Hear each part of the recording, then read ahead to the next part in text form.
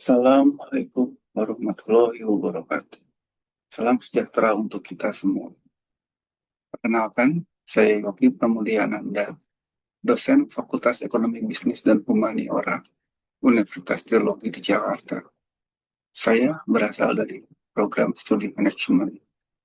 Pada video PDD UK PPT unsur pengajaran ini, saya akan mencoba untuk memaparkan salah satu mata kuliah yang saya ambil, yaitu mata kuliah manajemen pemasaran dengan bobot 3 SKS yang biasanya diberikan pada semester genap tahun akademik yang berjalan. Deskripsi singkat mengenai mata kuliah ini adalah mata kuliah yang memberikan pengetahuan yang komprehensif mengenai manajemen pemasaran. Pada mata kuliah ini, mahasiswa belajar tentang konsep awal pemasaran, membuat rencana dan strategi pemasaran, lalu menganalisa perkembangan pemasaran yang ada, dan bagaimana perusahaan berinteraksi dengan konsumen. Lalu bagaimana membangun merek yang kuat, menciptakan dan mengkomunikasikan value yang dibangun, dan juga melaksanakan tanggung jawab pemasaran untuk kesuksesan jangka panjang. Adapun CPMK dari mata kuliah ini, yang pertama adalah mahasiswa menguasai konsep dasar pemasaran, lalu mengembangkan strategi menjaga hubungan dengan konsumen dengan memahami perilaku konsumen.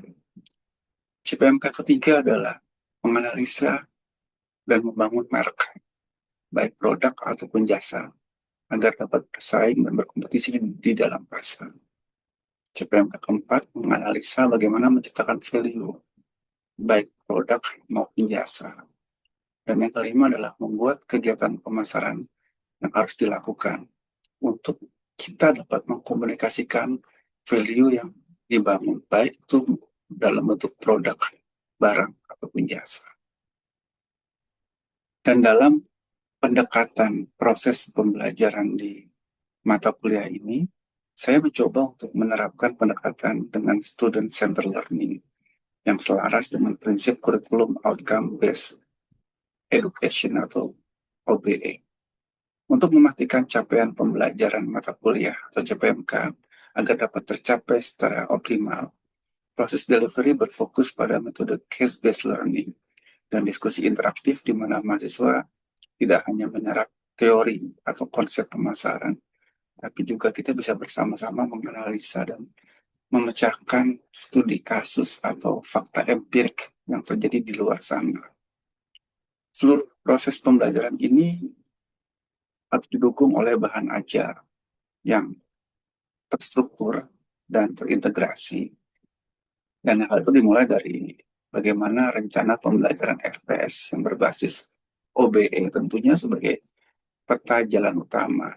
Dan kami sebagai dosen juga harus menciptakan PPT, modul ajar, serta referensi baik buku maupun mulai kita memperkenalkan jurnal juga kepada mahasiswa secara optimal sehingga dapat memperkuat wawasan akademik dan praktis mahasiswa. Untuk membangun interaksi mahasiswa di dalam kelas, saya terutama sebagai dosen menyadari bahwa setiap kelas tentunya mempunyai karakteristik tersendiri, seperti kelas reguler atau kelas KIPK, di mana semua pembelajaran dilakukan secara online, maupun kelas malam yang biasanya diisi oleh karyawan. Untuk itu, saya harus mampu sebagai dosen menciptakan suasana dan atmosfer agar mahasiswa terstimulus untuk melakukan diskusi dan interaksi di dalam kelas, baik itu secara online maupun offline. Saya bisa menggunakan WhatsApp Group, Zoom, atau apapun aplikasi platform yang dapat mengoptimalkan proses pembelajaran ini. Dan untuk bagaimana saya melakukan assessment, bagi dosen saya berusaha untuk membuat penilaian yang dapat dilihat mahasiswa secara transparan. Dan hal itu saya coba dengan dilakukan secara seobjektif mungkin. Dari awal semester di dalam kelas saya selalu berusaha untuk menyampaikan bobot perkuliahan. Biasanya ada 3 komponen di dalam perkuliahan. Pertama, UTS, ujian tengah semester. Lalu yang kedua itu tugas mandiri. Dan yang ketiga adalah ujian akhir semester. Biasanya di awal semester kami selalu berdiskusi bahwa berapa bobot dari masing-masing komponen nilai. Sehingga mahasiswa sudah dari awal punya gambaran kira-kira bagaimana mereka akan meraih nilai yang terbaik untuk kelas ini. Seperti itu. Dan bentuk dari RPS selalu saya sampaikan di awal. Jadi, Bapak Ibu, ini adalah RPS mata kuliah manajemen pemasaran. Dan biasanya ini saya share di pertemuan pertama supaya mahasiswa punya gambaran bahwa ini loh mata kuliah yang akan mereka jalani, yang kita dapat berproses selama 1 semester ke depan. Bahwa apa sih pentingnya belajar mata kuliah ini? Apa sih proses yang akan mereka hadapi bersama-sama?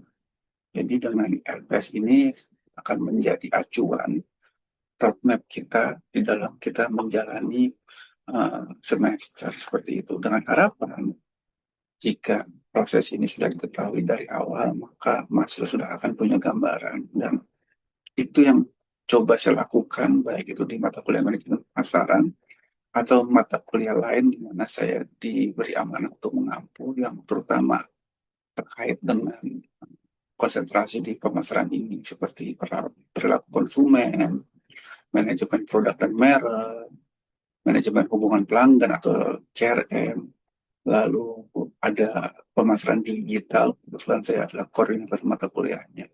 Semua mata kuliah ini semata-mata kita ingin memberikan terbaik untuk mahasiswa agar dapat berproses sehingga mampu membangun literasi yang kuat tentang pemasaran untuk bekal mereka nanti ketika lulus dari Universitas Trilogi. Setelah ini, saya akan memberikan gambaran tentang bagaimana proses pembelajaran di dalam kelas. Terima kasih, Bapak Ibu. Selamat menyaksikan.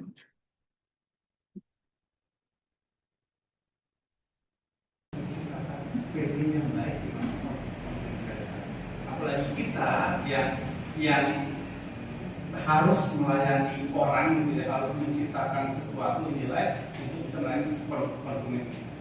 Artinya kalau menciptakan harus dibuat sesuatu yang baik gitu ya, buat kasih AC, kasih tempat yang bagus, parkirnya aman, luas dan lain-lain. Apalagi di perusahaan tempat kalian bekerja. Makanya menciptakan nilai ini yang pertama penting. Pastikan nanti sebagai individu, sebagai orang lulusan dari trilogi, value apa sih yang kita punya yang membedakan kita dengan orang lain yang ada di sekitar kita. Rebutan cari pekerjaan di tempat yang sama, itu apa namanya, kompetisi luar biasa. Kan semuanya sudah kerja mau naik pangkat kan Mbak ya, mau naik pangkat, mau naik gaji gitu ya. Pertanyaannya, kita pantas nggak buat naikkan pangkatnya dan dinaikkan gajinya, sementara kompetitor kita punya keinginan sama, punya motif yang sama. Makanya manajemen pemasaran sampaikan kita boleh menciptakan value. Value apa yang kita ciptakan? Makanya nanti kita bicara tentang, ada yang ingat nggak nih? VP atau USP, ada yang ingat nggak? VP, value proposition. Itu nanti keluar loh. Di sini ada yang pakai sarapan kualitas produk berapa orang? Kualitas produk 1, 2, 3. Value proposition. Belajar ya value proposition. Atau mah USP, unique selling point. Biasanya nempelnya di 2, kualitas produk atau kualitas pelayanan. Di sini ada yang masuk kualitas pelayanan, ada lagi saya, tapi ditanya gitu loh, apa yang membedakan produk kamu masuk di 2 ini. Tapi kembali bahwa tugas dari perusahaan adalah menciptakan nilai. Nanti yang nyiptain kalian gitu, sebagai calon manajer dari perusahaan. Oke, produk kita sama-sama kopi, produk kita sama-sama skincare, produk kita sama-sama sepatu, tapi sepatu yang kita jual, skincare yang kita jual, kopi yang kita tawarkan ke konsumen ini beda. Ya, jadi yang pertama create value. Kalau value sudah terbuat, sudah bagus, pertanyaannya adalah bagaimana mengkomunikasikan itu kepada pasar, kepada orang lain. Ini yang perlu kalian jawab ya, ketika ditanyakan di di sidang gitu ya. Apa sih yang ditawarkan dari skripsi kalian? Apa sih fungsi kalian meneliti harga produk ini? Fungsi tadi apa? Hedonic, shopping value, bahwa orang willing to spend their money no matter how much karena ada value didapatkan. Jadi sudah cerita tentang bab 4, bab 5, kesimpulan pasti kita di sini. Cuma 2 kata kok, menciptakan nilai dan mengkomunikasikan. Brand itu ada di komunikasi. Di sini brand image berapa orang? Brand image 1. Udah, cuma 1. Apa? Brand image. Iya, brand image itu ada di sini. Bagaimana kita mengkomunikasikan nama kita ke dalam. Makanya orang kalau membuat kampanye, pemasaran segala macam semata-mata demi mengkomunikasikan produknya. Sudah gitu ya, tolong nanti jawabannya di kesimpulan ya, terutama di kesimpulan itu kalau bicara tentang misalnya coba deh kamu deh kesimpulan kamu oke. Kesimpulan untuk perusahaan.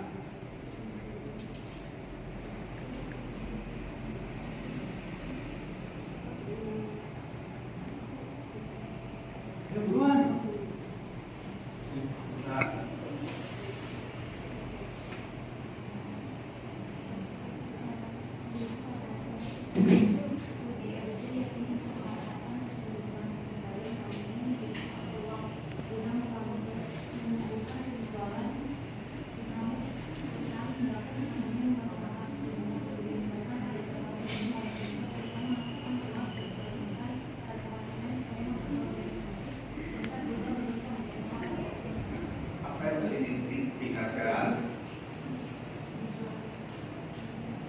Penjualan foto ini 3 selain pertemuan apa tadi yang dari buku aja itu selain pertemuan. Nah apa tadi ada di mana dia apa kesimpulannya saran berusaha boleh ini perusahaan itu terus bisa memperkirakan secara konsisten di semua platform, nggak hanya medsos aja, ini offline juga harus bisa pasti ya semua ya. Jadi apapun yang ada di bab 5 itu simpan kemudian dikatakan tadi coba aja lihat deh, meningkatkan kualitas produk, kalau yang produk meningkatkan pengenalan ya. Jadi how to create value and how to communicate them, bagaimana mengkomunikasikan nilai yang kita punya kepada orang lain. Nah dari situ biasanya kita masuk ke pakai seperti seni si memilih pakai apa? promotion, place, price, produk, terus people. di sini ada yang objek penelitiannya jasa. Siapa? Apa jasa? Dufan. Ada lagi yang jasa? Menggunakan kontainer. Oke. Kalau jasa di services marketing kita namanya 7P. P yang ketiga apa? Nah, iya kan? Lupa. Ayo.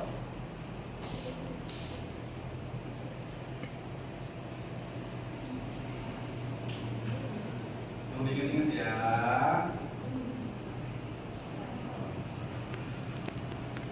Harus ingat-ingat ya. Juga ya. proses, Kalau dengan tanya pakai apa belum jelaskan. Harga apa? Ini yang variabelnya harga apa? Siapa variabelnya harga? Apa harga? Harga itu Definisi harga itu apa sih? definisi harga itu sesuatu yang Iya. Sangat tinggi banget loh. Jadi penunjuk kamu sangat ada ini banget ya. Jadi kita bicara tentang ini ya. Saya pikir hampir tiap variabel pakai ini kan tempatnya kan ya pakai ada yang salah satu salah dua. Jadi belum ingat-ingat. Kalau masuk ke pelayanan apa ke services marketing ditambah jadi 3 people, proses sama visitor evidence. Nah, terus kalau promotion itu ada yang namanya bauran promotion mix, beberapa pakai ini apa? Cari deh ya, promotion mix apa sih? Promotional mix? Oh, marketing mix. Ya, bukan marketing, lebih marketing. Promotion mix. Oh, promotion mix. Cari gimana? Contoh. Promotion mix itu strategi menggabungkan berbagai cara promosi. Apa? Iklan, diskon, sama media sosial. Oke. Ada yang pakai variabel media sosial, influencer, promosi, belajar itu. Promotional mix ya. Jadi apa aja? Media sosial, Media sosial, iklan, sama diskon. sama email kalau nggak salah. Email. Enggak. Ada. Oke, tapi email juga masuk buat belajar ya yang ada variabel promotional. Sudah. Kalau ini sudah kuat, nanti lihat ya, bab 5 yang kalian buat itu semua ujung-ujung yang ada di sini. Jadi sembari bikin apa namanya? Sembari bikin skripsinya, di satu sisi kalau belajar apa yang ada di dalam skripsi, ya, terutama yang memikirkan. Karena ini tak kenapa menjadi downgrade nilai ketika ditanyakan oleh penguji. Ya. Oke, yang pertama itu. Yang kedua, pastikan kalian tahu masing-masing definisi dari variabel Y. Variabel Y kamu apa nggak? Apa sih variabelnya? Berdasarkan melalui proses yang akhirnya mereka memutuskan untuk menulis sebuah produk atau jasa. Kata siapa? Dan berdasarkan input, proses, dan Oke.